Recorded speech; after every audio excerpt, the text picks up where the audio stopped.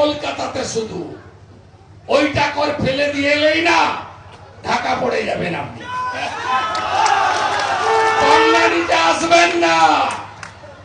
এ লড়াই বাঁচার লড়াই, এ লড়াই টিকে থাকার নয়, অস্তিত্ব রক্ষার লড়াই। সংখ্যা আমরা কমছি, ওরা বাড়ছে।